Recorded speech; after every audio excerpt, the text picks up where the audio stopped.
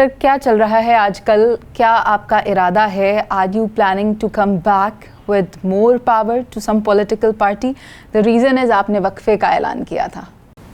देखिए, पाकिस्तान में हम तो ज़ाहिर इमरान खान के साथ हैं, हम तो ज़ाहिर पीटीआई के साथ हैं, लेकिन पाकिस्तान के अंदर फ़िलहाल पॉलिटिक्स हो नहीं रही है। आपके सामने ही है, पाकिस्तान में तो अभी तो फॉर्म 47 चल रहा है। पाकिस्तान में सियासत बहाल करने की ज़रूरत है और हम इस वक्त नेशनल डायलॉग कमेटी के ज़रिए यही कोशिश कर रहे हैं।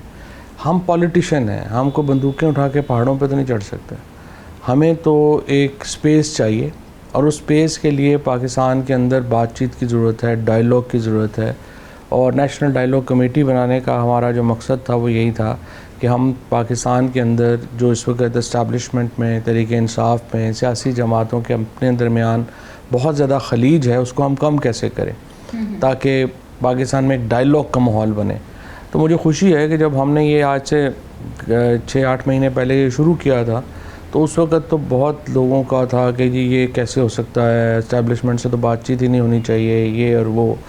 अब पीटीआई के अंदर भी 80% लोग जो हैं वो हमारे ही बात के हामी हैं और वो समझते हैं कि बातचीत होनी चाहिए, टेम्परेचर नीचे आना चाहिए और बाकी सियासी जमातों की तरह तहरीक इंसाफ को भी मौका मिलना चाहिए कि वो सियासत करें। सर आपको कब इस बात का इतराक हुआ कि उनके साथ बैठकर बात करनी चाहिए, क्योंकि जब राहें जुदा हुई थी तो आप ही ज़्यादा तुंदो तेज़ बयानात देते हुए दिखाई देते थे उन्हीं के ख़िलाफ़, लेकिन अब आपका नज़रिया बदला है, तो किस चीज़ ने बदला है? कभी भी नहीं है। हम हमेशा से ही मॉडरेट वॉइस रहे हैं, हमने ही हमेशा जो है वो बातचीत की बात कही है, हमने ही हमेशा पॉलिटिकल प्रोसेसेस जो हैं उनको आगे बढ़ाने की बात कही है।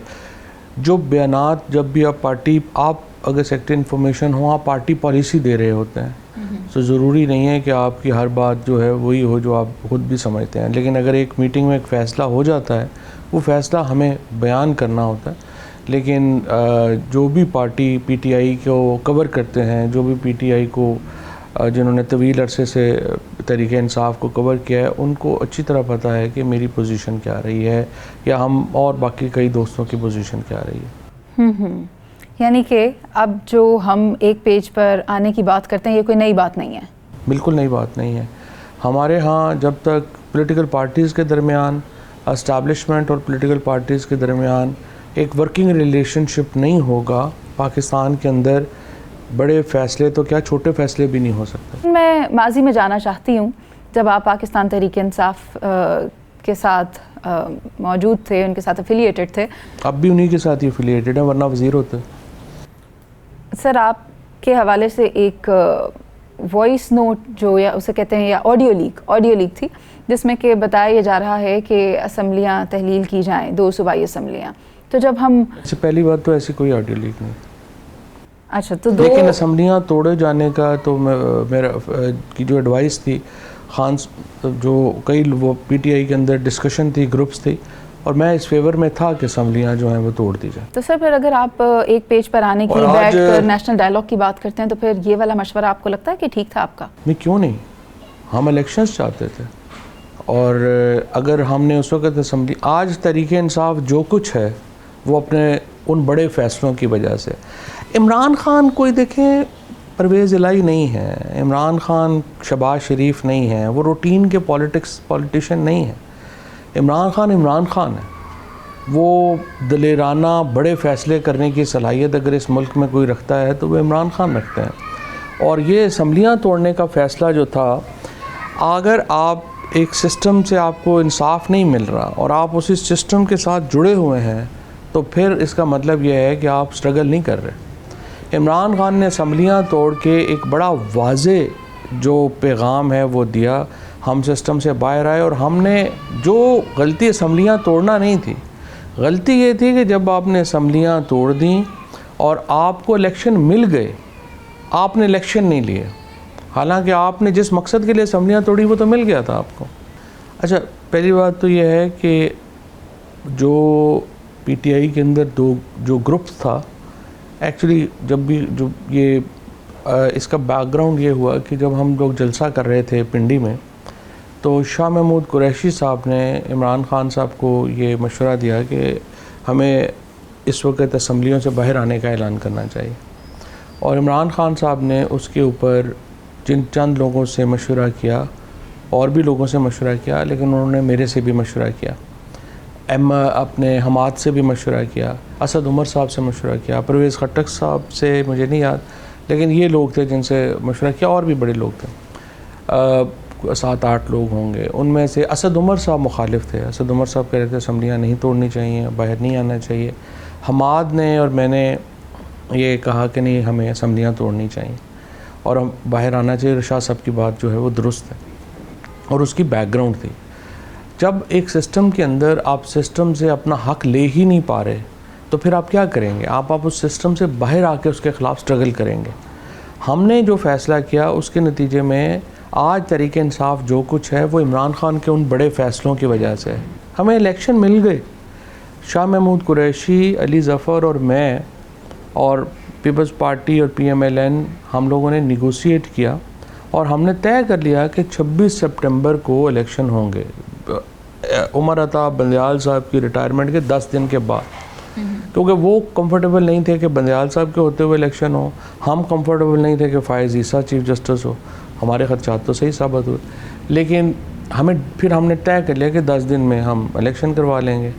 वो अनफॉर्चुनेटली जो डेट हमें मिली वो अभी तक हमें समझ नहीं आई कि आखिर इमरान खान साहब ने जब डेट हमें मिल गई तो फिर हमने इलेक्शन क्यों नहीं कराए। वो भी मिस्ट्री है, सच्ची बात है, मुझे नहीं पता क्यों एक्सेप्ट किया। बट ये लोग जो कहते हैं असम्बलियाँ नहीं तोड़नी चाहिए थी, बाहर नहीं छोड़नी चाहिए, ये रूटीन के पॉलिटिशियन हैं, इनकी कोई डेप्थ नहीं है। यानी कि अगर आज़ाद कश्मीर से भी पाकिस्तान तहरीक इंसाफ ने इलेक्शन का बायकॉट किया तो आप समझते हैं कि ये बिल्कुल दुरुस्त था? मुझे बताएं क्या इलेक्शन हुआ है वहाँ?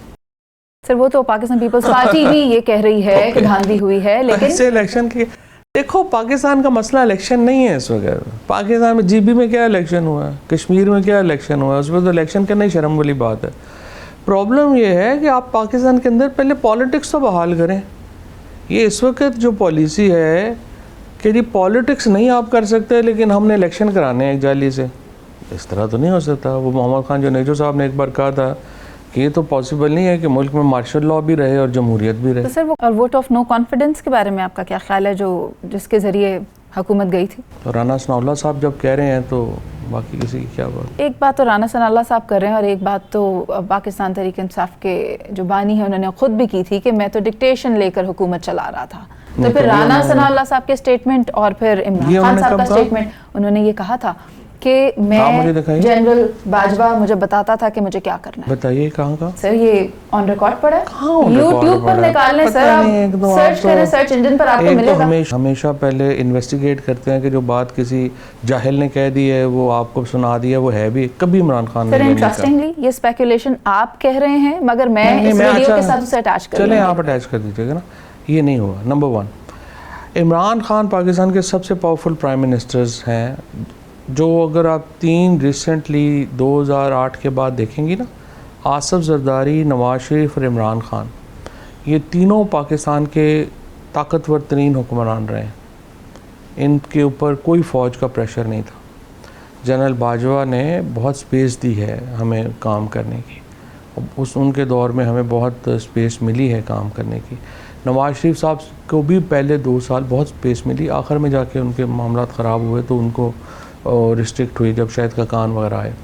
तो इसलिए ये मैं आपको बात बता दूं कि ये कहना कि वो डिक्टेशन लेके, इमरान खान डिक्टेशन लेने वाला तो बंदा नहीं।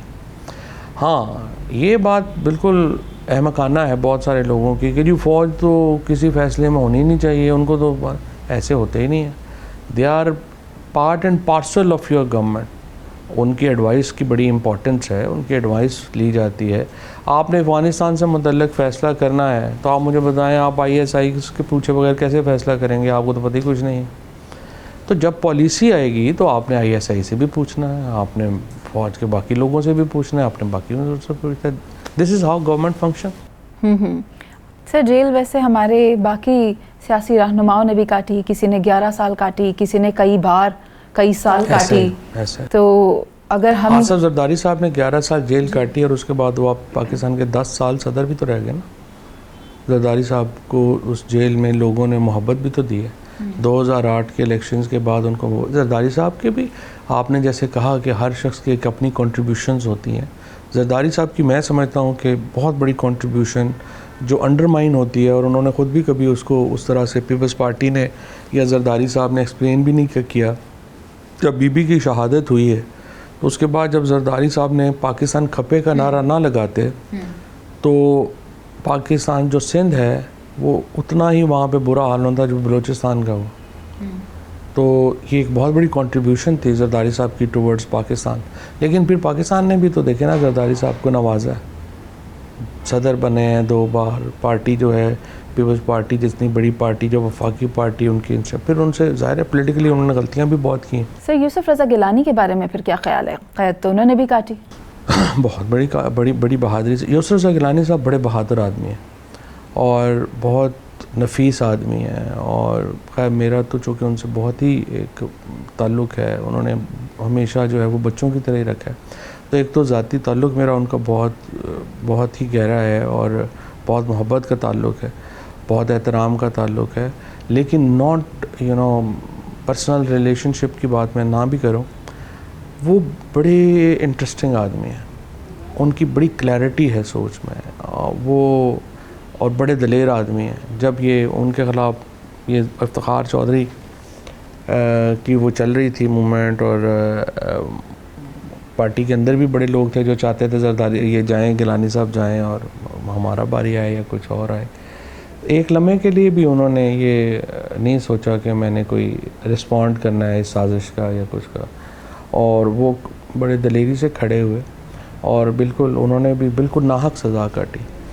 और बहरहाल फिर अगेन आज वो चेयरमैन सेनेट हैं, पाकिस्तान के वज़ीर-ए-आज़म रह चुके हैं, अल्लाह ने उनको इज़्ज़त दी। तो सर फिर ये इंडिकेशंस कुछ इसी तरह की हैं जो जितनी मुश्किल काटेगा वो उतना ज़्यादा नवाजा जाएगा। ऐसा होता है, लोग जो हैं वो अप्रिशिएट करते हैं लोगों को जिन्होंने मुश्किलें काटी हैं, जिन्होंने कुर्बानियाँ दी हैं, और एक अप्रिसिएशन जो है उसकी तो होती है। तो आपको क्या लगता है कब तक इमरान खान रिहा होते हैं और आप उन्हें इक़्तिदार के मसनद पर दोबारा देखते हैं? ये तो चक्कर है, टाइम तो पूरा हो गया है, 4 साल ही होते हैं पाकिस्तान में, तो 4 साल पूरे हो गए, अब 3-4 साल पूरे हो गए, अब इमरान खान की बारी तो आने वाली है। और क्या ऐसा भी मुमकिन है कि जमात के अंदर से कोई जमात निकल आए? जमात तो है ही नहीं, इमरान खान है और लोग हैं, पार्टी तो है ही नहीं। पीटीआई तो प्रैक्टिकली तो ख़त्म होगी ना। पीटीआई को तो पहले इस्टेब्लिशमेंट ने जो हम लोगों को ठुड्डे मुक्के मार के निकाल दिया, फिर जो बाकी बचे थे उन्हें इमरान खान साहब ने फ़र्क कर दिया। तो पीटीआई तो ऐसा जब है नहीं। अब ये जो लोग हैं जो आपको नज़र आते हैं, सलमान राजा वगैरह, गौहर वगैरह, ये लोग सारे ये तो ऐसे इधर उधर से इकट्ठे होके बना दिया ना पार्टी में, इनकी पॉलिटिक्स तो कोई नहीं है। तो ये सारे लोग तो बस हादसे में आए हैं, हादसे में चले जाएंगे, बाकी तो इमरान खान है और लोग। तो आपका ख्याल ये है कि जब खान साहब बाहर आएंगे तो ये जो पार्टी की कोर थी जो अभी बिखरी पड़ी है, जो कहीं अमेरिका या कहीं बरतानिया में मौजूद है, ये सब वापस आएंगे और जमात एक बार दोबारा से नई शक्ल की सूरत में सामने आएगी? डेफिनेटली, हमेशा ऐसे होता है। जो लोग जो है जब इमरान खान बाहर आएंगे, जब पॉलिटिक्स नॉर्मल होगी तो उनकी टीम डिफरेंट होगी, ये टीम तो नहीं हो सकती। और सर वो जो जब 9 मई हुआ था और फिर हमने एक नई जमात भी देखी थी उसके बाद आईपीपी, तो आईपीपी के साथ क्यों नहीं बन सकी उन रहनुमाओं की जो पाकिस्तान तहरीक इंसाफ से निकाले गए थे? आईपीपी थी नहीं कोई, अभी तो है कोई, तो ऐसे ही है ना, बस ये तो चूं चूं का मरब्बा ही है। सर एक जमात तो है, ये तो ऐसे ही चूं चूं का मरब्बा है, जमात तो नहीं है ना। जमात तो पाकिस्तान में 3 ही हैं, अब 3 तो नहीं कहना चाहिए, ज़्यादा भी हैं। मतलब जमीयत उलमा इस्लाम भी बड़ी इंपॉर्टेंट जमात है, जमात इस्लामी भी बड़ी इंपॉर्टेंट जमात है। लेकिन अगर आप वफाकी जमातों की बात करें वो तो फिर तहरीक इंसाफ है, पीपल्स पार्टी है और PMLN है। बाकी जमातों की वो वफाकी वो नहीं है, अपील नहीं है। इसमें मजहबी जमातें हैं, कौमी जमातें ज़रूर हैं, शामिल हैं। फॉर एग्ज़ाम्पल मैं मौलाना फजल रहमान की जमात बड़ी अहम जमात है और वो प्री पार्टीशन की पार्टी है। जमात इस्लामी मौलाना मौदूदी साहब की प्री पार्टीशन की पार्टी। तो वैसे उन्हें कोalition पार्टी भी कह दें, क्योंकि वो हर उस जगह नज़र आते हैं जहाँ सेटलमेंट करनी होती है और फिर कोalition करवाने का किरदार भी अदा करते हैं। अच्छा है ना, पॉलिटिशियन है ना, वो कोई गुरीले तो नहीं है। उन्होंने यही करना है। पॉलिटिशियंस का मकसद या पॉलिटिक्स का मतलब तो इक़्तिदार में आना ही है ना। इक़्तिदार में आएंगे तो अपना एजेंडा नाफिज कर सकेंगे ना। तो that's how politicians work, they serve the C और वो दे ट्रेड इन होप। वो ये तो नहीं कर सकते अपने लोगों को कि जी बस मैंने तो अब आना ही नहीं है, मैं तो ये तो ऐसे ही वो लोग अफोर्ड करेंगे ना जो बेसिकली एजिटेटर होते हैं होंगे या बाहर होंगे, उनके व्यूज़ और होंगे, पॉलिटिशियंस के व्यूज़ और होंगे। पॉलिटिशियंस ने तो कहते हैं ना politics is art of possible. आपने पॉसिबल बनाना है कि आपने रास्ता निकालना कैसे। सही से